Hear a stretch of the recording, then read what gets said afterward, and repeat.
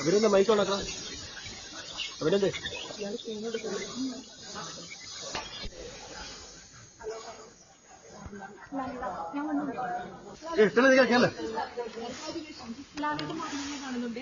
വലിയ വളരെ ആക്റ്റീവായി നിൽക്കുന്ന സമയത്ത് പരമോന്നത ബഹുമതി കിട്ടുകയാണ്. എങ്ങനെയാണ് അതിനെ കാണുന്നത്?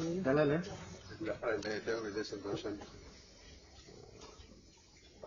എഴുത്തിന് നന്ദി, പ്രേക്ഷകർക്ക് നന്ദി, മാതാപിതാക്കൾക്ക് നന്ദി, രാജ്യത്തിന് നന്ദി, ആ ജോലിക്ക് നന്ദി.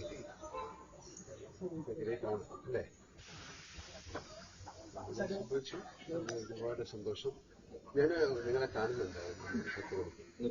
പ്രധാനമന്ത്രി അടക്കം മുഖ്യമന്ത്രി അടക്കം എല്ലാവരും അഭിനന്ദനങ്ങൾ കൊണ്ട് ചെയ്യുകയാണ്. ഈ ഘട്ടത്തിൽ എന്താണ് രാജ്യം തന്നെ ഇത്ര നാൾ 48 വർഷം ഞങ്ങളുടെ കൂടെ നടന്ന് എന്റെ കൂടെ നടന്ന എല്ലാവരും ഞാൻ സ്മരിക്കുന്നു, ഓർക്കുന്നു. അവരുള്ള സ്നേഹവും പ്രാർത്ഥനയും ഈ അവസരത്തിൽ അറിയിക്കുന്ന പ്രേക്ഷകരോട്, എന്റെ കൂടെ സഞ്ചരിച്ച ആൾക്കാരോട്, എന്നെ ഞാനാക്കിയ മലയാള സിനിമയോട്, തീർച്ചയായും മലയാള സിനിമയ്ക്ക് കിട്ടിയ ഒരു അംഗീകാരമാണ് മലയാള സിനിമ. മറ്റൊരു ലെജൻഡായ മലയാളത്തിലെ മമ്മൂക്ക താങ്കളുടെ ഏറ്റവും അർഹതപ്പെട്ടതാണ് ഈ പുരസ്കാരം എങ്ങനെയാണ്? അദ്ദേഹത്തിന്റെ മനസ്സിനോട്, അദ്ദേഹത്തിന്റെ വലിയ മനസ്സിനോട് മലയാള സിനിമ. ഓക്കെ, അടൂർ ഗോപാലന് ശേഷം അങ്ങനെ